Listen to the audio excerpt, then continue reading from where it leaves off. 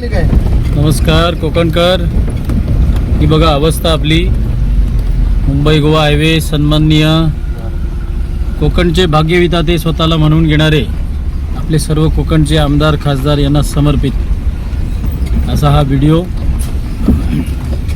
बघा. गाड्या कशा बोटीसारखे डुलत चाललेले आहेत आणि स्वतः खासदार सुनीलजी तटकरे यांच्या गावचा हा रस्ता मुंबई गोवा हायवे त्यांच्या गावालगत असलेला रस्ता जर हा असा असेल तर पुढील सामान्य जनतेने काय करायचं